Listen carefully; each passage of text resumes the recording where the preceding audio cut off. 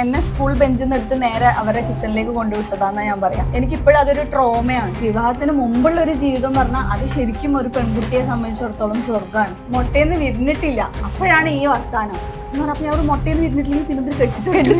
ഇത് പറഞ്ഞത് ഓടുന്നത് ഒപ്പവാ, തല്ലിയാലോ എന്ന് മേടിച്ചിട്ട്. ഇവളുടെ കാര്യം ഞാൻ ആളോട് പറയുന്ന ഒരു കാര്യം, അത് ജോലിക്ക് പോയാലും ശരി പോയില്ലെങ്കിലും ശരി അവളുടെ ജീവിതത്തിൽ എന്ത് നെഗറ്റീവായിട്ട് സംഭവിച്ചാലും അവൾക്കത് ഹാൻഡിൽ ചെയ്യാൻ പറ്റുന്ന ഒരു സിറ്റുവേഷനിലുള്ള ഒരു പെൺകുട്ടി ആയിരിക്കണം. അപ്പം ഇതെല്ലാം അതൊക്കെ നിക്കാഹ് കഴിച്ചാൽ മതി, അത്രയും നേരത്തെ കഴിക്കേണ്ടതായിരുന്നു എന്ന് പണ്ട് എപ്പോഴും തോന്നിയിട്ടുണ്ട്.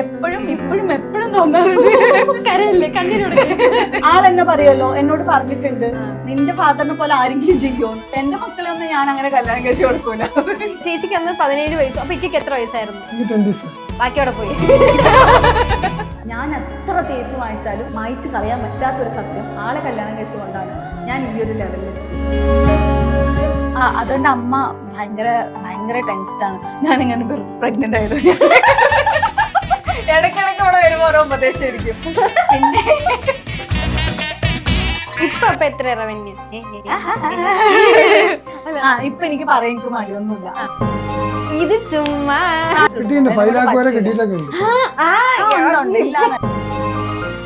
എന്നോട് തന്നെ പറഞ്ഞിട്ടുണ്ട്, സ്ക്രിപ്റ്റ് റെഡിയാക്കിയതിനു ശേഷം സിലൂന്ന് വീഡിയോ ചെയ്തിട്ടുണ്ട്. എനിക്ക് ഏറ്റവും കൂടുതൽ നെഗറ്റീവ് കമന്റ്സ് വന്നത് എന്താന്ന് വെച്ചാല്, ക്ലാസ്സിലേക്ക് പോകുമ്പോ യൂണിഫോം ഇട്ടിട്ട് ഞാൻ കുക്ക് ചെയ്യും. അപ്പൊ ആ ഒരു ടൈം മാനേജ്മെന്റ് ചെയ്യാൻ വേണ്ടിട്ട് യൂണിഫോം ഇട്ടിട്ട് കുക്ക് ചെയ്യുന്ന സമയത്ത് ഞാൻ ഷോ ഓഫ് കാണിക്കാൻ വേണ്ടിട്ട് അല്ലെങ്കിൽ റീച്ച് കിട്ടാൻ വേണ്ടിട്ട് യൂണിഫോം ഇട്ട് കുക്ക് ചെയ്യണമെന്ന് പറയുന്ന ആൾക്കാർ. ഞാൻ ചോദിക്കും അതിലെന്താണ് പ്രശ്നം, കാണുന്നവര് കണ്ടാ മതി.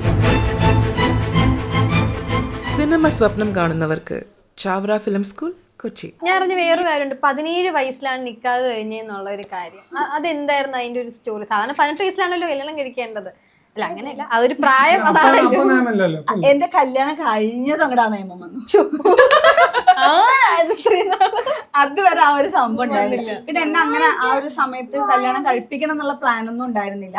നമുക്ക് ആ സമയം, അതായത് ആ സമയത്താണ് എനിക്ക് കല്യാണം കഴിക്കണം എന്നുള്ള വിധിയായിരിക്കും. ഒട്ടും പ്ലാൻ ഇല്ലായിരുന്നു. അതായത് മോളുടെ ഈ പ്രായത്തിൽ ഇത് ഞാൻ എപ്പോഴും പറയുന്നതാണ്. ഇടക്ക് ഓർമ്മപ്പെടുത്തിക്കുന്നു, നിന്റെ ഈ പ്രായത്തില് എന്നെ കെട്ടിച്ചുകൊണ്ടുപോയത്. ഇതിന് മുമ്പത്തുള്ള ഓരോ സ്റ്റേജിലും ഞാൻ ഇങ്ങനെ പറയും, അവളെ വെച്ച് ഇങ്ങനെ കമ്പയർ ചെയ്തിട്ട് പറയും, എടി ഞാൻ ഇത്രയൊന്നും ഉണ്ടായിരുന്നില്ല കേട്ടോ. ആ സമയത്തൊക്കെ ഞാൻ കുറച്ചും കൂടെ ഹൈറ്റ് വെച്ച് തീരെ ഒട്ടുമില്ല, ഒരു 38 kg ഒക്കെ ഉണ്ടായിരുന്നു. അപ്പൊ ഏകദേശം അറിയാലോ. അപ്പൊ ഞാൻ അങ്ങനെ പറയാറുണ്ട്. അപ്പൊ ഇതിലോട്ടുള്ള പ്ലാൻ എങ്ങനെയായിരുന്നു? വീട്ടിലിങ്ങനെ പറഞ്ഞു, പെണ്ണ് കാണാൻ വന്നു, ആ ഒരു സ്റ്റോറി ഒന്ന് പറയാമോ? ലവ് മാരേജ് അങ്ങനൊരു മനുഷ്യന്.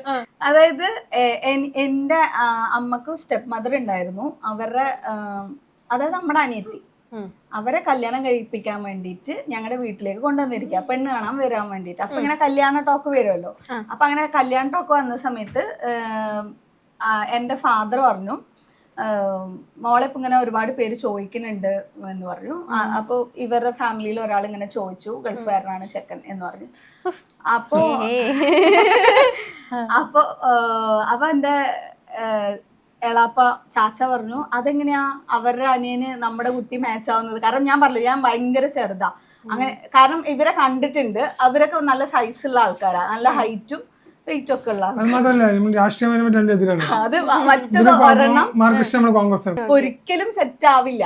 അപ്പൊ ഇവരിങ്ങനെ ചോദിച്ചാൽ അങ്ങനെ മാച്ച് ആവാ. പിന്നെ ഇങ്ങോട്ട് പെട്ടെന്ന് സംസാരം വന്നപ്പോ എന്റെ ദാദിമ പറയും, നമ്മളെ അറിയുന്ന ആൾക്കാർക്ക് നമ്മുടെ മോളെ കൊടുത്തു കഴിഞ്ഞാല് നല്ല വിലയുണ്ടാവും, മോൾക്ക് അവിടെ പോയി നല്ല സുഖ സൗകര്യങ്ങളായിരിക്കും എന്ന് പറഞ്ഞു. അതില് എന്റെ ഫാദർ പെട്ടെന്ന് എന്നാ പോയി നോക്കിയാലോ എന്നൊരു ടോക്ക് വന്നു. അപ്പൊ തന്നെ ഫാദർ അത്താന്നാ വിളിക്കുക. അപ്പൊ അത്ത ഒരു കാര്യം തീരുമാനിച്ചു കഴിഞ്ഞാൽ അത് അപ്പൊ തന്നെ നടത്തണം എന്നുള്ള ഒരിതാ. ആളുടെ കാര്യങ്ങളൊക്കെ അന്വേഷിച്ചു. ഒരു മനുഷ്യൻ ഇങ്ങനെ ഒരാള് ജീവിച്ചിരിക്കുന്ന അറിയില്ല. അയ്യോ ഇത്രയും നല്ലൊരു മനുഷ്യനോ എന്ന് ആൾക്കൊരു ഇംപ്രഷൻ വന്നു. പിന്നെ അന്വേഷിച്ച് നോക്കുന്ന സമയത്ത് സ്മോക്ക് ചെയ്യില്ല. അയ്യോ, എല്ലാവർക്കും എന്നെ മതി. സ്മോക്ക് ചെയ്യില്ല എന്ന് പറഞ്ഞു. എന്റെ ഫാദർ നന്നായിട്ട് സ്മോക്ക് ചെയ്യണോണ്ട് തന്നെ എനിക്ക് ഇഷ്ടമല്ല ഈ സ്മോക്ക് ചെയ്യുന്നത്. അപ്പൊ ഓക്കെ, അതൊരു ഗുഡ് ക്വാളിറ്റി ആണ്. പിന്നെ ആരും അറിയില്ല, കാണാനും നല്ല ഹൈറ്റും വെയിറ്റുള്ള നല്ലൊരു ചെക്കൻ, എന്താ വേറെ അറിയണ്ട. ജോലി അന്വേഷിച്ചില്ല, വേറെ ഒന്നും അവരുടെ ഫാമിലി ബാക്ക്ഗ്രൗണ്ട് കാര്യങ്ങളൊന്നും അന്വേഷിച്ചില്ല. ആള് പക്കാ പെർഫെക്റ്റ് ആണ്. ഫാദർ പോയി നോക്കി ദൂരെ നിന്ന്. അപ്പൊ ഓക്കെ, ഫാദറിന് ഓക്കെ ആണ്.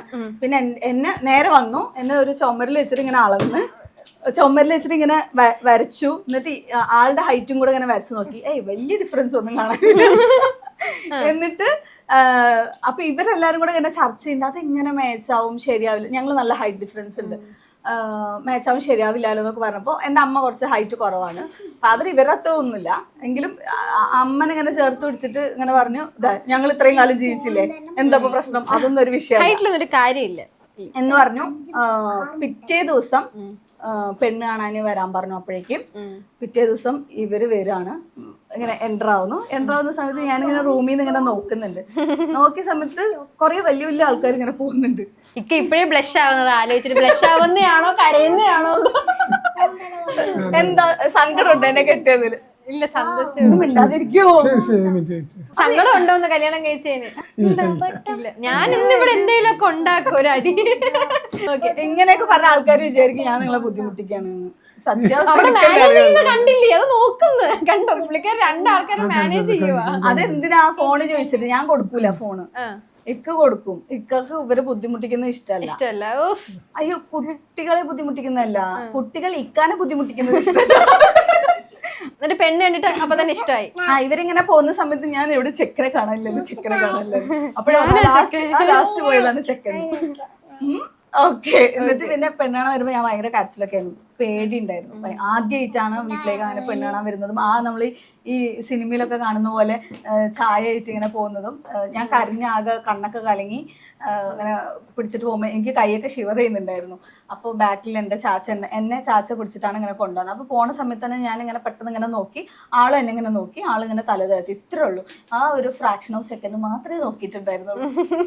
അതായിരുന്നു സംഭവം. ഓക്കെ. അപ്പൊ അന്ന് ഈ കല്യാണത്തിന്റെ കാര്യം പറഞ്ഞപ്പോ അന്ന് ആദ്യമേ സമ്മതം പറഞ്ഞു ഈ ഒരു പ്രായത്തിൽ കെട്ടാം അല്ലെങ്കിൽ? ഇല്ല, എനിക്ക് അങ്ങനെ താല്പര്യമൊന്നും ഉണ്ടായിരുന്നില്ല. ഒന്നാമത് നമ്മള് പെട്ടെന്ന്, ഞാൻ എപ്പോഴും പറയുന്ന ഒരു കാര്യമാണ്, എന്നെ സ്കൂൾ ബെഞ്ചിൽ നിന്ന് എടുത്ത് നേരെ അവരെ കിച്ചണിലേക്ക് കൊണ്ടുവിട്ടതാന്നാ ഞാൻ പറയാം. എനിക്കിപ്പോഴും അതൊരു ട്രോമയാണ്. അൽഹംദുലില്ലാ വലിയ സന്തോഷമാണ് എനിക്ക് ഇത്രയും നല്ലൊരു ഫാമിലി ബിൽഡ് ചെയ്യാൻ പറ്റിയത്, പിന്നെ മക്കൾ ഉണ്ടായതൊക്കെ അതൊരു വശമാണെങ്കിലും ആ ഒരു സ്കൂൾ ടൈമിൽ നിന്ന് എടുത്ത്, ഞാൻ പറയുന്ന ആ വേർഡ് തന്നെ, സ്കൂൾ ബെഞ്ചിൽ നിന്ന് എടുത്ത് തന്നെ കിച്ചണിലേക്ക് കൊണ്ടുപോയി. ഒരു മെച്ചൂരിറ്റി ഇല്ലാത്ത ഒരു ഏജ് ആയിരുന്നല്ലോ, ഒരു 17 വയസ്സ്. എനിക്ക് മെച്ചൂരിറ്റി ഇല്ല എന്നുള്ളത് അത് വെറും ഒരു വാക്കാണെന്നാണ് എനിക്ക് മനസ്സിലായത്. കാരണം എനിക്ക് നല്ലോണം മെച്ചൂരിറ്റി ഉണ്ടെന്ന് അവരുടെ വീട്ടിൽ പോയതിനു ശേഷം എനിക്ക് മനസ്സിലായത്. എല്ലാ കാര്യങ്ങളും നമ്മൾ കണ്ടറിഞ്ഞ് ചെയ്യാന്ന് പറയുമ്പോൾ അതൊരു മെച്ചൂരിറ്റി തന്നെയാണ്. പക്ഷെ അതൊരു ബുദ്ധിമുട്ടായിരുന്നു ആ ഒരു സമയത്ത്. എൻ്റെ അത്ത ഇങ്ങനെ, ഞങ്ങൾ തമ്മിൽ ഇങ്ങനെ സംസാരം വന്നപ്പോൾ അത്ത പറഞ്ഞു, മൊട്ടേന്ന് വിരിഞ്ഞിട്ടില്ല, അപ്പോഴാണ് ഈ വർത്താനം എന്ന് പറഞ്ഞപ്പോ ഞാൻ ഒരു മുട്ടയെന്ന് വിരിഞ്ഞിട്ടില്ലെങ്കിൽ പിന്നെ എന്തൊരു കെട്ടിച്ചു. ഇത് പറഞ്ഞതും ഓടുന്നതും ഒപ്പവാ, തല്ലിയാലോ എന്ന് മേടിച്ചിട്ട്. അപ്പൊ ചേച്ചിക്ക് അന്ന് 17 വയസ്സ്. അപ്പൊ ഇക്ക് എത്ര വയസ്സായിരുന്നു? ബാക്കി അവിടെ പോയി. ശരിക്കും 27. അല്ല, ഞങ്ങള് തമ്മിൽ ഏജ് ഗ്യാപ്പ് പറയാം നമുക്ക്, അത് പറഞ്ഞ പോലെ. 10 വയസ്സ് വ്യത്യാസം. എന്റെ അച്ഛനും അമ്മയും 10 വയസ്സിന് തന്നെ വ്യത്യാസം. 10-12 കൂട്ടിക്കോ. Next question.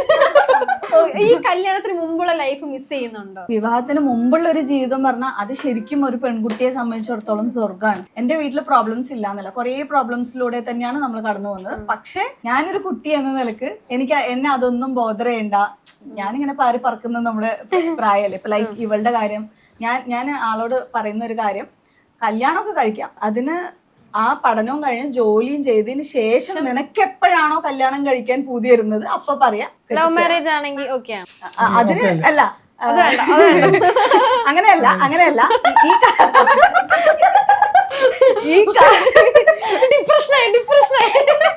ഈ കാലഘട്ടത്തില് ഉള്ള കുട്ടികളെ നമുക്കൊന്നും പ്രെഡിക്റ്റ് ചെയ്യാൻ പറ്റൂല. നമുക്ക് അവരെ അങ്ങനെ ഒരുപാട് കൺട്രോൾ ചെയ്യാനും പറ്റൂല. അത് ഞാൻ അക്സെപ്റ്റ് ചെയ്യുന്ന ഒരാളാണ്. ഇക്ക പക്ഷെ പെട്ടെന്ന് അക്സെപ്റ്റ് ചെയ്യൂല. പക്ഷെ അതിന് മുമ്പേ നമ്മളിങ്ങനെ ചെറിയ ചെറിയ ഹിൻസ് ഇട്ട് വെക്കും.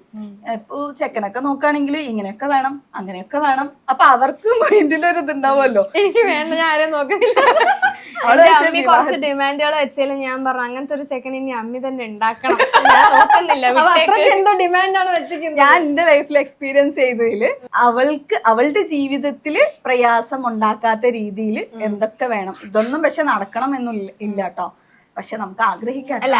മദർ പിള്ളേർക്ക് നല്ല എല്ലാം ബെസ്റ്റ് കിട്ടണം എന്ന് ആഗ്രഹിക്കുന്ന രീതിക്ക് കുറെ ഡിമാൻഡുകൾ വെച്ചിട്ടുണ്ടായിരുന്നു. അപ്പൊ അങ്ങനത്തെ ഒരു ചെക്കൻ എനിക്ക് കിട്ടുന്നു തോന്നുന്നില്ല എന്ന് ഞാൻ പറഞ്ഞിട്ടുണ്ടായിരുന്നു.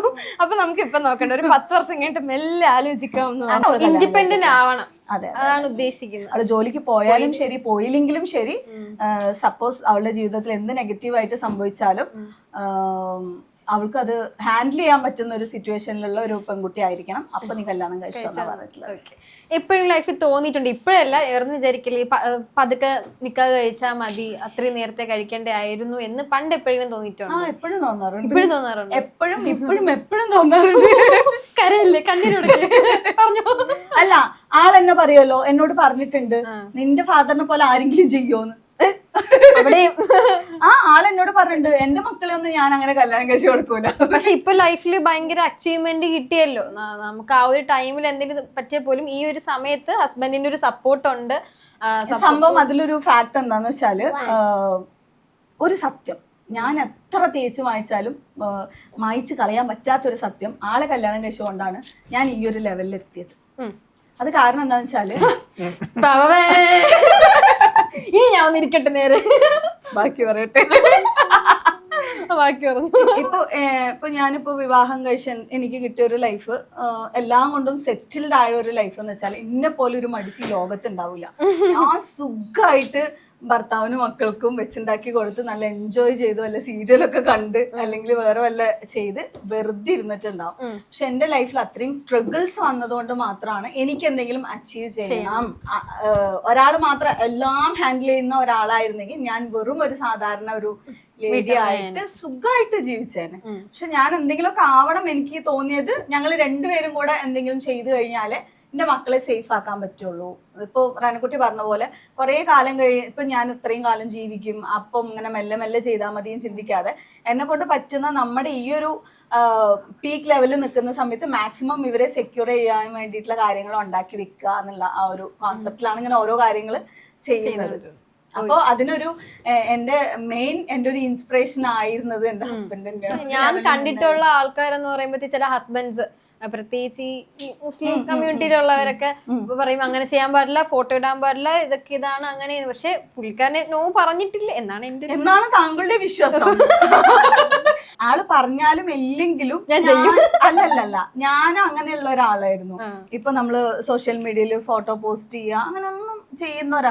അത് വലിയ തെറ്റാണെന്നോ നല്ലതാണെന്നോ ഞാൻ പറയുന്നില്ല, അതൊക്കെ ഓരോരുത്തരുടെ പേഴ്സണൽ ചോയ്സ് ആണ്. സ്റ്റാർട്ടിങ്ങിൽ മോട്ടിവേഷനാണ് നമ്മൾ തുടങ്ങിയത്. അല്ല, അതിനു മുമ്പ് ഈവൻ ഇതൊന്നും സോഷ്യൽ മീഡിയ ആൾക്ക് ഇതൊന്നും ഇഷ്ടമുള്ള ഒരാളല്ല. അപ്പൊ നമുക്ക് ഈവൻ പുറത്തു പോയിട്ട് ഹോട്ടലിൽ പോയിട്ട് ഫുഡ് കഴിക്കുകയാണെങ്കിലും ഓപ്പോസിറ്റുള്ള ആൾക്കാർ നോക്കുന്നത് ഇഷ്ടമല്ല, അങ്ങനെ ഒരു ടൈപ്പാണ്. പാർസലാണ് കൂടുതലും വാങ്ങിയിട്ട് വരുന്നത്. ഫുഡ് കഴിക്കാൻ പോകുമ്പോ ആൾക്കാർ നോക്കുമെന്ന് പേടിച്ച് പാഴ്സൽ മേടിച്ച് വീട്ടിൽ കൊണ്ട് കഴിക്കുന്ന ഒരാളെ ഞാൻ ആദ്യമായിട്ട്. അല്ല, അതൊക്കെ അതിനൊരു പോസിറ്റീവ് ആയിട്ടാണ് ഞാൻ പറയുന്നത്. മേ ബി ഭാര്യക്ക് ഇത്തിരി സൗന്ദര്യം ഉണ്ടല്ലോ, ആൾക്കാരൊന്നും നോക്കണ്ടെന്ന് വിചാരിച്ചിട്ടൊക്കെ ആയിരിക്കും. അങ്ങനെയല്ല, നമ്മുടെ ഒരു കൾച്ചർ വെച്ചിട്ട് ആ ഒരു അങ്ങനെയാണ് പുറത്തുപോയി ഫുഡ് കഴിക്കാൻ പാടില്ല അങ്ങനെയൊക്കെ പൊതുവെ എന്താ പറയാ, നമ്മുടെ ഒരു കൾച്ചർ വെച്ചിട്ട് കുറെ ആൾക്കാരൊക്കെ അങ്ങനെയാണ്. ഇപ്പൊ അവനവന്റെ ഭാര്യനെ അധികം ആരും നോക്കാൻ പാടില്ല, അങ്ങനെ തന്നെയല്ലേ സ്വാഭാവികം. കുറെ ആൾക്കാർക്ക് അങ്ങനെ ഉണ്ടാവും. അപ്പൊ അതന്നെയാണ്, അതൊന്നും എനിക്കൊരു വിഷയോ കാര്യങ്ങളോ ഒന്നും ആയിരുന്നില്ല. ഭർത്താവിനെ ആരും നോക്കിയാലും പ്രശ്നമില്ല, ഭർത്താവെങ്കിലും ആരെങ്കിലും നോക്കണ്ടേ.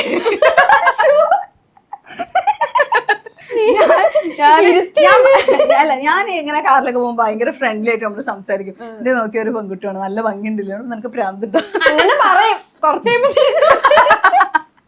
ഞാനില്ലാത്ത എനിക്ക് ഭയങ്കര വിശ്വാസമാണ് ആ കാര്യങ്ങളിലൊക്കെ. എന്റെ ഹസ്ബൻഡ് എന്ന് പറയുമ്പോ എവിടേക്ക് അങ്ങനെ അഴിച്ചു വിടാം, ഒരു പ്രശ്നമില്ല, അതേപോലെ തിരിച്ച് നമ്മുടെ അടുത്തേക്ക് വന്നോളൂ. അപ്പൊ നമ്മള് നെക്സ്റ്റ് ഒരു ഗെയിം സെഗ്മെന്റിലോട്ടാണ് പോകുന്നത്. കുറച്ച് ഫാമിലി ക്വസ്റ്റ്യൻസ് ഒക്കെയാണ്. ആരെന്ത് സത്യം പറയാൻ നോക്കട്ടെ നമുക്ക്. ഉമ്മാനും ഉപ്പാനും ഏറ്റവും കൂടുതൽ ഹെൽപ്പ് ചെയ്യുന്നത് ആരാ? ഇതൊക്കെ വിട്ടിട്ട് ബാക്കി പറഞ്ഞു. നിങ്ങൾ രണ്ടുപേരും ഒന്നിച്ച് പറയട്ടാ. ഞാൻ 3, 2, 1 പറയാ. എന്റെ ഹയാന്റെ പേര് പറയണം. ഓക്കെ അബി? 3, 2, 1.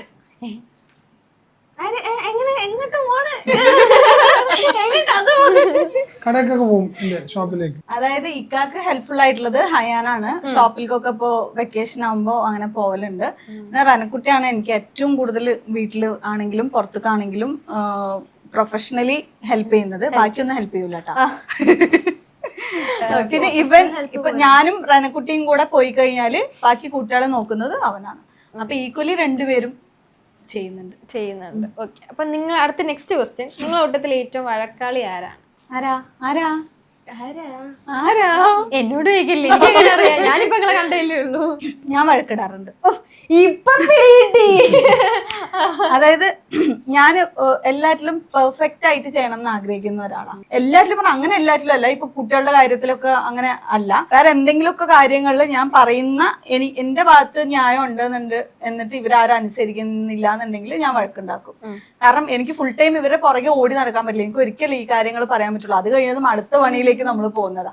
ഞാൻ ഒരിക്കൽ പറയും, ഇവര് ചെയ്തില്ല എന്ന് വെച്ചാല് അടുത്ത് കുറേ ദിവസം സൈലന്റ് ആയിരിക്കും. ഇതെല്ലാം കൂടെ കുട്ടി വെച്ചിട്ട് അവസാനം ഏറ്റവും വലിയൊരു ബോംബ് ബോട്ടിലേക്ക് ബ്ലാസ്റ്റിംഗ് ആയിരിക്കും. പിന്നെ അന്നത്തെ ദിവസം എല്ലാവരും ഭയങ്കര സൈലന്റ് ആവും. എണീക്കാൻ ഏറ്റവും മടിയുള്ളത് എന്താണ് ഞാൻ ഇന്ന് 6 മണിക്ക് ഇന്ന് എണിച്ചു ഇവൻ അവൻ ഉറക്കത്തിൽ ഇങ്ങനെ എണീച്ചിട്ട് കിടക്കും. എന്തിനാന്ന് വെച്ചാല് ഞാൻ 5 മണിക്ക് എണീച്ചു എന്ന് പറയാൻ വേണ്ടി അലാറം അടിച്ച് ഭ്രാന്ത. അപ്പൊ ഞാൻ ക്ലാസ്സിൽ പോവാണെന്നുണ്ടെങ്കിൽ 5 മണിക്ക് അലാറം അടിച്ചാൽ ഞാൻ എണീക്കണം. അതെനിക്ക് മസ്റ്റാണ്, വേറെ വഴിയില്ല. ഏതെങ്കിലും ഒരു ദിവസം നമുക്ക് ഉറങ്ങാൻ വേണ്ടിട്ട് കാത്തിരിക്കുന്ന ദിവസം ഉണ്ടാവുമല്ലോ, നമസ്കാരമൊന്നും ഇല്ലാത്ത ദിവസം, ക്ലാസ്സും ഇല്ലാത്ത ദിവസം, എനിക്ക് അത് എന്റെ അന്നത്തെ സ്വർഗാണ്. അതായത് ഒരു 4 മണിക്കൂറിന് കൂടുതൽ ഉറങ്ങാൻ കിട്ടുന്ന ദിവസമായിരിക്കും. അന്ന് ഇവന്റെ അലാറം അടിക്കും. അവൻ എണീക്കത്തില്ല. അത് അലാറം വെച്ചിട്ട് നമ്മളെല്ലാരും എണീക്കും, അവര് മാത്രം എണീക്കത്തില്ല. ഇവൻ മാത്രം എണീക്കില്ല, ബാക്കി എല്ലാരും എണീക്കും. ചിലപ്പോ കുട്ടി എണീക്കും, പിന്നെ അന്നത്തെ ദിവസം ഉറക്കം പോയി. എനിക്ക് പെയിൻ മനസ്സിലായി. ഓക്കെ, ഏറ്റവും കൂടുതൽ ഇതിൽ പോസിറ്റീവ് ആരാണ്?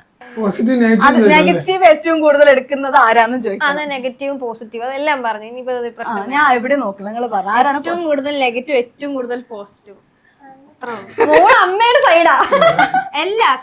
എന്തെങ്കിലും ഒരു കാര്യം നമ്മള് പറയുമ്പോ നെഗറ്റീവ് പറയണതേ ഇഷ്ടല്ല, എല്ലാം പോസിറ്റീവ്ലി എടുക്കണം. ഇന്നലെ പോലും ഡ്രസ്സ് എടുത്തിട്ട് വന്നപ്പോ ഞാൻ പറഞ്ഞു, അയ്യ ഇത് രസമല്ല, ഇതിന്റെ ത്രെഡ് വർക്ക് രസമല്ല, നീ എപ്പോഴും ഇങ്ങനെ നെഗറ്റീവ് അടിച്ചിട്ടിരുന്നു. അത് അമ്മന്റെ റെഗുലർ ഡയലോഗ്. എന്നാൽ എന്റെ ഉപ്പാക്ക് ഒരു കാര്യത്തിൽ ഫ്ലോസ് എന്നാണ് ആദ്യം എടുത്തു പറയും, ഇത് അങ്ങനെയാണ് ഇത് ഇങ്ങനെയാണ്. അപ്പൊ അത് അമ്മയ്ക്ക് തീരെ അല്ല. ആക്ച്വലി ഇന്നലെ എനിക്ക് ഒരു പുതിയൊരു പ്രൊജക്ട് ഉണ്ട് എന്റെ. അപ്പൊ ആ കാര്യങ്ങള് ഞാനിങ്ങനെ പറയുന്ന സമയത്ത് അതൊന്നും നടക്കൂല. സ്റ്റാർട്ടിങ്ങിൽ തന്നെ ആള് അതൊന്നും പോസിബിൾ അല്ല, അത് നടക്കൂല, അത് അങ്ങനെയാണ്. അപ്പൊ ഞാൻ പറഞ്ഞു, നമുക്ക് നെഗറ്റീവ് അല്ലാതെ അറിയാൻ പറ്റൂലേ? അത് അങ്ങനെ. കാരണം ഞാൻ ഇതിന്റെ എല്ലാം മൈൻഡിൽ ഓൾറെഡി എല്ലാം പ്ലാൻ ചെയ്ത് വെച്ചിട്ടുണ്ടാവും. ഇപ്പൊ ഈ ട്രസ്റ്റിന്റെ കാര്യമാണെങ്കിലും അടുത്ത് ഇനി എന്ത് ചെയ്യണം, ഇങ്ങനത്തെ മൊത്തത്തിലെല്ലാം പോസിറ്റീവ്ലി പ്ലാൻ ചെയ്ത് വെക്കുമ്പോ ഫസ്റ്റ് നെഗറ്റീവ് വെക്കുമ്പോ എനിക്കൊരു ടെൻഷനാണ്. എഡിറ്റിങ്ങിനിടയിൽ ശല്യം ഉണ്ടാക്കുന്നത് ആരാണ്? ഇവൻ എന്തെങ്കിലും ആവശ്യമുണ്ട്, മീൻസ് അവന് മൊബൈൽ എന്തെങ്കിലും വേണം എന്നുണ്ടെങ്കിൽ മനഃപൂർവ്വം കുട്ടികളെ അവൻ ട്രിഗർ ചെയ്തു. കുട്ടികൾ വരുമ്പോഴായിരിക്കും എനിക്ക് മനസ്സിലാവുന്നു, അവിടുന്ന് കുട്ടികൾ എഡിറ്റ് വരുമ്പോ കരയും. ഇവൻ മനഃപൂർവ്വം ട്രിഗർ ചെയ്ത് ഇവരെ കരയിക്കും. എന്നാൽ നേരെ ഓപ്പോസിറ്റ് അവന് ഫോണിൽ ടി വി കുട്ടിയെ കുട്ടികളെ ഭയങ്കരമായിട്ട് അവൻ നോക്കും. അവരിങ്ങോട്ട് അതായത് കുട്ടികളെ ഇങ്ങോട്ട് വിടില്ല. കാരണം ഇവന്റെ കയ്യിൽ മൊബൈൽ ഉണ്ടെങ്കിൽ ഇവൻ ഇടക്ക് വന്നിട്ട് ഞാൻ മൊബൈൽ നോക്കണില്ല എന്ന് അറിയിക്കാൻ വേണ്ടിട്ട് ഇങ്ങനെ വന്ന് അടുത്തിരുന്നിട്ട് മെല്ലെ ഇങ്ങനെ പോകും. അപ്പൊ എന്റെ കാണുമ്പോഴൊന്നും അല്ലല്ലേ, ഫുള്ള് അവൻ പക്ക പ്ലാനിലാണ് എല്ലാ കാര്യങ്ങളും ചെയ്യുന്നത്. പെട്ടെന്ന് പിണങ്ങുന്നത് ആരാണ്? ആര്? ഇന്നടക്കം ഞാൻ ചുപ്പേന്ന് ഇന്നടക്കം എന്തോ ചീത്ത പറഞ്ഞു വെച്ചിട്ട് 1.5 മണിക്കൂർ റൂമിന്റെ ഉള്ളിൽ നിന്ന് പുറത്ത് വന്നിട്ടുള്ള ആള്. അയ്യോ, കരയും. ഞാൻ ഈ പഴയ സിനിമയിലൊക്കെ പോയിട്ട് ഓടിപ്പിടിക്കുന്ന ബെഡിൽ സ്ലോ മോഷൻ. ഓക്കെ, കൂട്ടത്തിൽ ഏറ്റവും ദേഷ്യമുള്ളത് ആർക്കാണ്? എനിക്ക് പെട്ടെന്ന് ഇമോഷണൽ ആവും, എനിക്ക് ദേഷ്യം വരും, അങ്ങനെയൊക്കെ. പക്ഷെ ഇപ്പൊ കൊറേ ആയിട്ട് ആരെന്ത് കാണിച്ചാലും ഞാൻ മൈൻഡ് ചെയ്യാറില്ല. ഓക്കെ, ഷോപ്പിംഗ് ക്രേസ് ഉള്ളത് ആർക്കാണ്?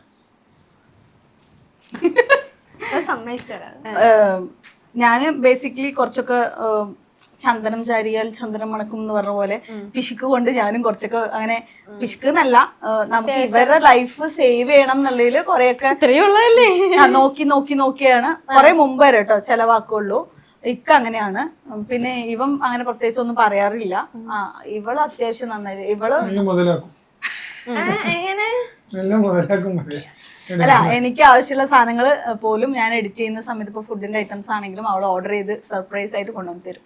ഓക്കെ, ഇപ്പൊ ഈ കൂട്ടത്തില് ഏറ്റവും പൊസസീവ് ഉള്ളത് ഇപ്പം അമ്മ ഈ കുട്ടിയോട് ഇരിക്കുവാണെങ്കിലോ അല്ലെങ്കിൽ ആ കുട്ടിയോട് ഇരിക്കുവാണെങ്കിൽ പിള്ളേർക്ക് ഒരു പൊസസീവോ അല്ലെങ്കിൽ അങ്ങനെ എന്തെങ്കിലും ഫാമിലിയിൽ പൊസസീവ് ആർക്കാ ഉള്ളത്? ഇവനുണ്ട്. അതെ, ഇവൾക്കുണ്ട്. ഇവൾ കാണിക്കില്ല, ഇവൾക്കുണ്ട്. നിനക്കില്ല? ഏറ്റവും കൂടുതൽ ഞാൻ ഫസ്റ്റ് പോസസീവായി കണ്ടത് ഇവനെയാണ്. എന്താണ് ആ ഒരു മൊമെന്റ്? എന്താ 7 വയസ്സ് വരെയും ഇവന്റെ 7 വയസ്സ് വരെ ഇവര് രണ്ടുപേരും മാത്രമേ ഉള്ളൂ ഞങ്ങക്ക് മക്കള്. അതിന് ശേഷമാണ് ഇവളെ പ്രഗ്നന്റ് ആവുന്നത്. അപ്പൊ അതുവരെയും ഇവൻ എന്റെ നെഞ്ചിലെ കിടക്ക. വെറുതെ പറയല്ലേ, രാത്രി കടന്ന് രാവിലെ എണീക്കുള്ളൂ. നമ്മളെടുത്ത് മാറ്റി കിടത്തിയാലും തപ്പി വരും മേനക്കെടുത്ത. അങ്ങനെ ആയിരുന്നു ഇവൻ.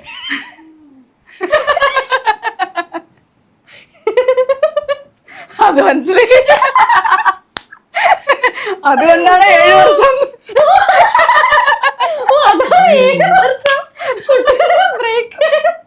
ഒന്നുമില്ല.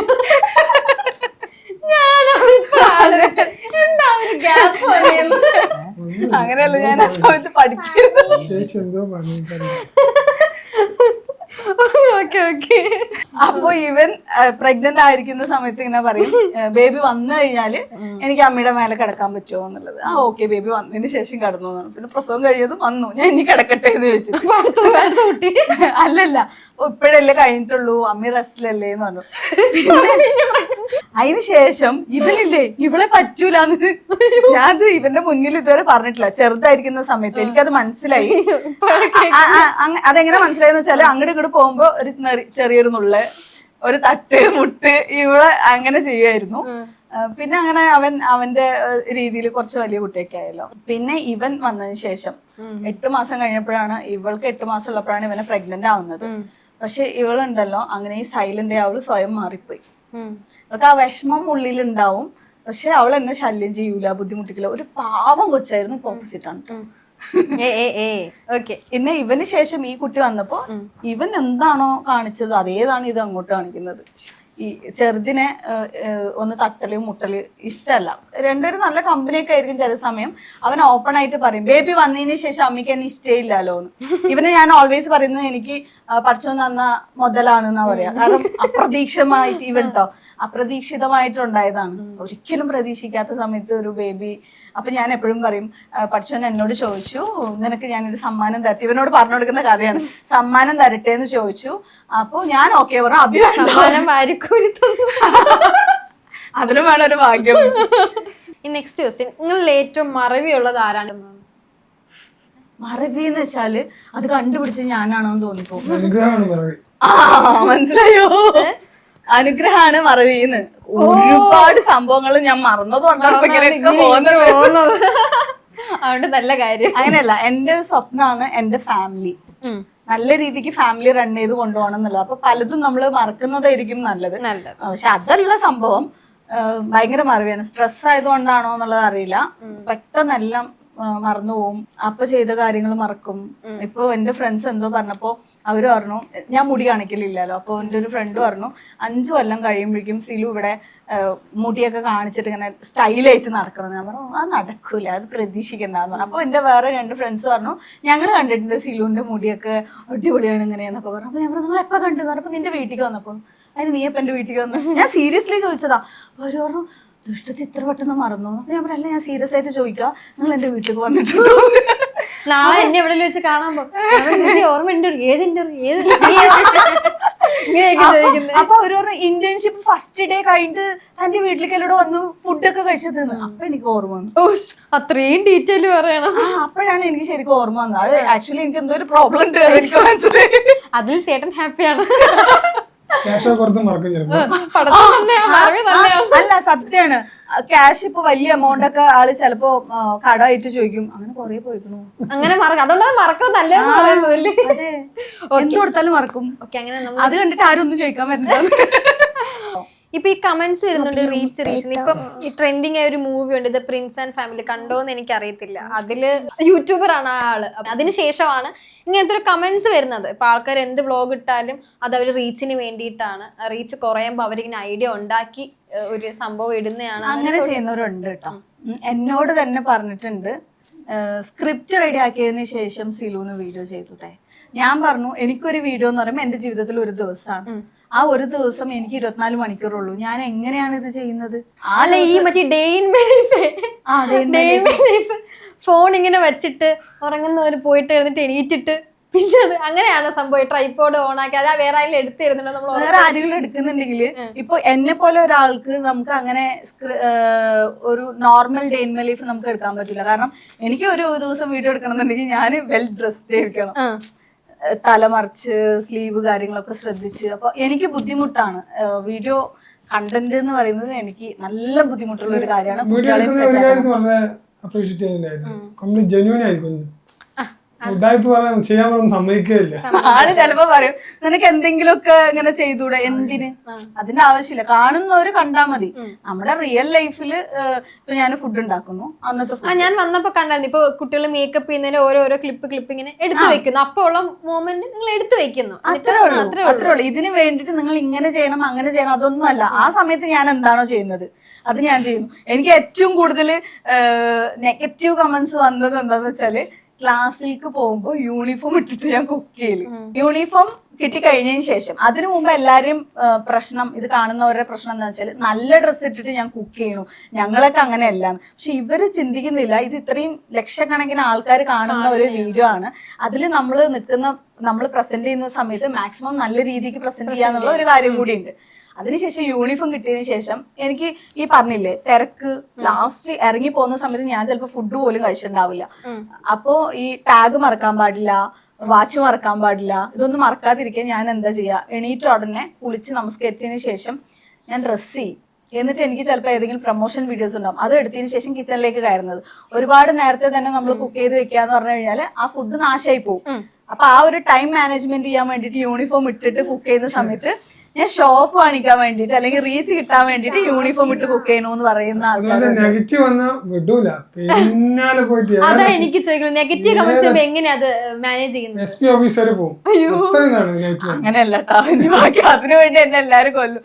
അതായത് ഞാൻ അത്രയും പ്രയാസപ്പെട്ടിട്ടാണ് ഇവിടെ ജീവിക്കുന്നത്. ഓരോ സെക്കൻഡും അത്രയും നമ്മൾ സ്ട്രെസ്ഫുൾ ആയിട്ട് പോയിട്ടാണ് ഈ ഓരോ കാര്യങ്ങളും ജെന്യുവൻ ആയിട്ടാണ് കൊടുക്കുന്നത്. അപ്പൊ ഇവർക്ക് യാതൊരുവിധ അവകാശവും ഇല്ലാത്ത രീതിയിൽ, കുട്ടികളെ വരെ മോശമായിട്ട് പറയുന്ന രീതിയിൽ അവർക്ക് അവകാശം ഉണ്ടാവില്ല. ഇപ്പൊ ഞാൻ ആരെയും ശല്യം ചെയ്യാൻ പോകുന്നില്ല, ബുദ്ധിമുട്ടിക്കുന്നില്ല, പ്രയാസപ്പെടുത്തുന്നില്ല. പറ്റുന്നിടത്തോളം നാലാൾക്ക് എന്തെങ്കിലുമൊക്കെ ഹെൽപ്ഫുൾ ആയിട്ട് എന്തെങ്കിലും ചെയ്യുന്നു. എന്നിട്ടും ഇവർക്ക് ഒരു കാര്യമില്ലാതെ നമ്മളെ വേദനിപ്പിക്കാൻ വേണ്ടിയിട്ട് കുട്ടികളെ എന്തെങ്കിലും പറയാ, അല്ലെങ്കിൽ എന്നെ മോശമായിട്ടുള്ള രീതിയിൽ പറയുകയാണെന്നുണ്ടെങ്കിൽ ഞാൻ ചോദിക്കും അതിലെന്താണ് പ്രശ്നം, നിങ്ങളെ അത് ഏത് രീതിയിലാണ് ബാധിക്കുന്നത്? നിങ്ങൾക്ക് വേണമെങ്കിൽ സ്കിപ്പ് ചെയ്ത് പോവാം, അല്ലാന്നുണ്ടെങ്കിൽ നിങ്ങളുടെ കാര്യം നോക്കി പോവാം. ഞാൻ നിങ്ങളെ ബുദ്ധിമുട്ടിക്കുന്നില്ലല്ലോ, പിന്നെ എന്തിനാ? അതായത് ഒരു നല്ലത് ആരെങ്കിലും പറഞ്ഞു കഴിഞ്ഞാല് ഇവര് പറയുന്നത് എന്താണെന്നറിയോ, ഇപ്പൊ ഒരു മേക്കപ്പിന്റെ കാര്യത്തിലൊക്കെയാണ് കൂടുതൽ നെഗറ്റീവ് കാര്യങ്ങൾ വരുന്നത്. ഈ മേക്കപ്പ് ഇടുന്ന ആൾക്കാർ പൊതുവെ ഭയങ്കര ഡാർക്ക് സ്കിൻ ആയിരിക്കും. ഈ പറയുന്ന ആൾക്കാരുടെ ഒരു ചിന്താഗതി ഭയങ്കര മോശമായിട്ടുള്ള ഫേസ് കാര്യങ്ങളൊക്കെ ആയിരിക്കും എന്നാണ് ഇവരുടെ വിചാരം. അപ്പൊ എനിക്ക് തോന്നുന്നു ഈ ഭൂമിയിൽ ഫെയർ സ്കിന്നുള്ള ആൾക്കാരെ ഇല്ലേ, എല്ലാവരും ഈ പുട്ടി അടിച്ചിട്ടാണോ നടക്കുന്നത് എന്നുള്ളത്. ഈ നമ്മൾ ഈ ഫൗണ്ടേഷൻ ഇടാണെങ്കിൽ പോലും ഇതിനും ഓരോ ഷെയ്ഡ്സ് ഇല്ലേ, ഇത് അവർക്ക് ഇവരുടെ വിചാരം അതാണ്. ഇപ്പൊ നമുക്ക് ബ്രാൻഡ് പ്രൊമോഷൻ പിന്നെയും പൈസ വേണമെന്നാ, ഇത്രയും നേരം ഇരുന്ന് ഇനി ബാക്കി 300 കൂടെ ഇടണം.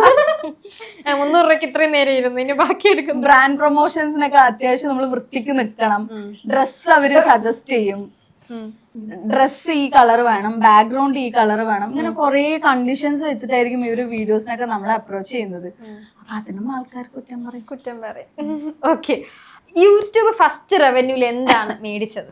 അങ്ങനെ ഓർമ്മ ഉണ്ടോ? 25,000 അടുത്ത് കിട്ടി. 25 ആണോ 35 ആണോ? 25. വീഡിയോ ഇട്ടിട്ടുണ്ട്, എനിക്ക് ശരിക്കും ഓർമ്മല്ല. കുറച്ച് ചാറ്റും ചെയ്തിട്ടുണ്ട്. നമുക്ക് കിട്ടിയതൊന്നും എന്തെങ്കിലുമൊക്കെ പാവങ്ങൾക്ക് കൊടുക്കുക, പിന്നെ എന്താ ചെയ്തെന്ന് എനിക്ക് ശരിക്കും ഓർമ്മയില്ല. ഇപ്പൊ എത്ര റവന്യൂ? ഇപ്പൊ എനിക്ക് പറയാൻ മടിയൊന്നുമില്ല. എനിക്ക് കഴിഞ്ഞ മാസം കിട്ടിയത് ഒരു യൂട്യൂബേഴ്സും പറയത്തില്ല റവന്യൂ. എനിക്ക് ലാസ്റ്റ് മന്ത് കിട്ടിയത് 22,000 ആണ്. ഇത് ചുമ്മാ നമുക്ക് ഒത്തിരി യൂട്യൂബേഴ്സ് ഫ്രണ്ട്സ് ഉണ്ട്. 22 കുറച്ച് കൂടുതലല്ലേ, ഇത്തിരി സബ്സ്ക്രൈബ് വ്യൂസ് ഒക്കെ വരുന്നില്ല. എനിക്ക് ഒരു 6 month ആയിട്ട് ഈ പറഞ്ഞില്ലേ റീച്ചിന് വേണ്ടി ക്ലാസ്സിലേക്ക് പോകണമെന്ന് പറഞ്ഞ ആള് കേൾക്കാൻ വേണ്ടിട്ട് ഞാൻ പറഞ്ഞാണ്. ഞാൻ ക്ലാസ്സിലേക്ക് പോയി തുടങ്ങിയതിന് ശേഷം എന്റെ വീഡിയോസ് എല്ലാം കുറവാണ്. ഞാൻ കുറച്ച് വീഡിയോസ് പക്ഷെ ആ 5 lakh എന്റെ അല്ല. അത് മീൻസ് എന്റെ എല്ലാ പറയാൻ കാരണം എന്താ വെച്ചാല് അത് ചാരിറ്റിക്ക് വേണ്ടിയിട്ട് 3 lakhs കൊടുത്തിട്ടുണ്ട്. ഞാൻ എന്തായാലും കൊടുക്കത്തില്ല കേട്ടോ, ചാരിറ്റി 5 ലക്ഷം 5 ലക്ഷം രൂപ, 5 അല്ല 6 ആണെന്ന് തോന്നുന്നു. അതില് ഒരു മന്ത് ആ ഒരു മാസം തന്നെ ഏറ്റവും കൂടുതൽ കിട്ടിയ പൈസയാണ് 6 ലക്ഷം രൂപ എന്തോ ആണ്. അതിൽ 2 ലക്ഷം രൂപ എനിക്ക് മാറ്റി വെച്ചിട്ട് വീഡിയോ കണ്ടിട്ട് കിട്ടിയതാണല്ലേ? നമ്മുടെ വീഡിയോ കൂടുതൽ കണ്ടിട്ട് ആ വീഡിയോയില് റവന്യൂ കൂടി. അപ്പൊ അതിൽ 4 ലക്ഷം രൂപ നമ്മൾ ഡിസ്ട്രിബ്യൂട്ട് ചെയ്ത് കൊടുത്തു. ഇമ്രാൻ എന്ന് പറയുന്ന കുട്ടിക്ക്, പിന്നെ ലക്ഷദ്വീപിലെ ഒരു ഇഷൽ മറിയം, പിന്നെ ഒരു വിഷ്ണു എന്ന് പറയുന്ന ഒരു കുട്ടിക്ക്, അങ്ങനെ ആ ഒരു 4 lakh rupees നമ്മൾ ഡിസ്ട്രിബ്യൂട്ട് ചെയ്തു കൊടുത്തു. പിന്നെ ബേബീനെ പ്രഗ്നന്റ് ആയിരിക്കുന്ന സമയത്തൊക്കെ അത്യാവശ്യം നല്ല റവന്യൂ ആണ് നമുക്ക് വന്നത്. കാരണം നമ്മൾ അത്ര ചത്തുപണി എടുക്കുന്ന സമയമായിരുന്നു, നല്ല വയറും കാര്യങ്ങളൊക്കെ ഉണ്ടാവും. പക്ഷെ ഇപ്പൊ ഈ ലാസ്റ്റ് മന്ത് 22K, അതിനു മുമ്പ് 30K, 50 കടന്നിട്ടില്ല. 6 month ആയിട്ട് എനിക്ക് നല്ല റവന്യൂ കുറവാണ്. ഞാൻ അതിനെ കുറിച്ചൊന്നും പിന്നെ ബോധർ ആയില്ല. കാരണം എനിക്ക് സ്ട്രെസ് ആവുമ്പോൾ ഞാൻ ഇല്ലാണ്ടായി കഴിഞ്ഞാൽ എൻ്റെ മക്കള്, അമ്മ എപ്പോഴും പറയുന്ന കാര്യമാണ്, ഇപ്പൊ അത്യാവശ്യം എല്ലാം സെറ്റായല്ലോ, അപ്പൊ നീ സ്ട്രെസ് അടിക്കാതെ പറ്റുന്ന പോലെ ചെയ്യ്. കാരണം നീ ഇല്ലാണ്ടായി കഴിഞ്ഞാൽ മക്കൾക്ക് പിന്നെ ആരുമില്ല, 5 പേരൊന്നും എനിക്ക് നോക്കാൻ പറ്റില്ല. അപ്പൊ അതുകൊണ്ട് അങ്ങനെ വീഡിയോസും കുറവാണ്, റവന്യൂ നല്ലോണം കുറവാണ്.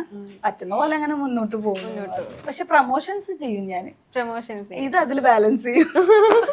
ഇൻസ്റ്റാഗ്രാമില് അങ്ങനെ ചെയ്യുന്നോണ്ട് അങ്ങനെ ബാലൻസ് ചെയ്യുന്നു. മോൻ എന്താണ് അമ്മയെ പറ്റിയും അച്ഛനെ പറ്റിയൊക്കെ പറയാനുള്ളത്? ഇപ്പം സ്കൂളിലായാലും ഫ്രണ്ട്സ് ഒക്കെ എന്താ പറയുന്നത്? സ്കൂളിൽ എൻ്റെ ഫ്രണ്ട്സ് ആയാലും അവൻ്റെ ഉമ്മമാരെ എല്ലാവർക്കും എൻ്റെ ഉമ്മാനെ മിക്ക ആൾക്കാർക്കും അറിയുന്നതാണ്. അവരുടെ ഉമ്മമാരെ അവരെ പറഞ്ഞയക്കും, ഇങ്ങനെ എന്നെ അറിയാ പറഞ്ഞിട്ട്, ഉമ്മാനെ അറിയാ പറഞ്ഞിട്ട് ഇങ്ങനെ അവരുടെ അടുത്ത് പറഞ്ഞയക്കും, ഹായ് പറയണോ അങ്ങനെയൊക്കെ പറയും. എന്നിട്ട് നീ പറയോ? വീടത്തും വിളിക്ക് മറക്കും. കുറെ ആൾക്കാർക്ക് അറിയാം, എല്ലാവരും അവൻ്റെ ഉമ്മമാർക്കൊക്കെ എൻ്റെ ഉമ്മാനെ നല്ല ഇഷ്ടമൊക്കെയാണ്, നല്ല പരിചയമുള്ളമാതിരി അവരിങ്ങനെ പറയാം. ചില സമയത്ത് എന്നെ കാണാനും വരും സ്കൂളിൽ. എന്നെ കാണാനായിട്ടില്ല, ഇവിടെ സ്കൂളിൽ വരുമ്പോ എന്നെ എപ്പോഴും കണ്ടിട്ടേ പോകാറുള്ളൂ. അങ്ങനെ കുറെ സിറ്റുവേഷൻസ് ഉണ്ട്. ഗേൾസ് ഒക്കെ ഉണ്ടോ ഉമ്മയുടെ ഫാൻസ്? ഗേൾസ് ഉണ്ടോ? ഗേൾസും അവനായിട്ട് യാതൊരു ബന്ധമില്ല. അയ്യേ അങ്ങനെയല്ല, ഞാൻ അവന്റെ ക്ലാസ്സിൽ പഠിക്കുന്ന ഒരു കുട്ടിയുടെ ഉമ്മ എങ്ങനെ വന്ന് സംസാരിക്കുമ്പോ കുട്ടി ഉണ്ടായിരുന്നു, ഇവൻ ആകെ പെൺകുട്ടികളോട് സംസാരിക്കുന്നത് ഒന്ന് മാറോ,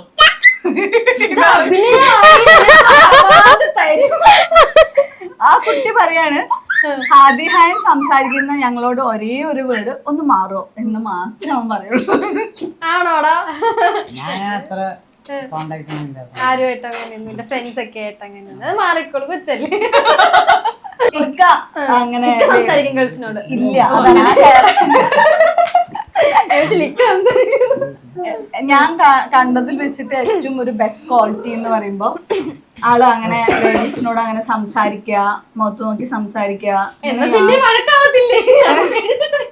അല്ല, ആദ്യം മുതലേ അങ്ങനെയാണ്, ആരോടും അങ്ങനെ സംസാരിക്കില്ല, സിസറോ വലിക്കൂല, ഡ്രിങ്ക്സ് അടിക്കൂല, പിന്നെന്താണ് പൈസ അധികം ചെലവാക്കില്ല,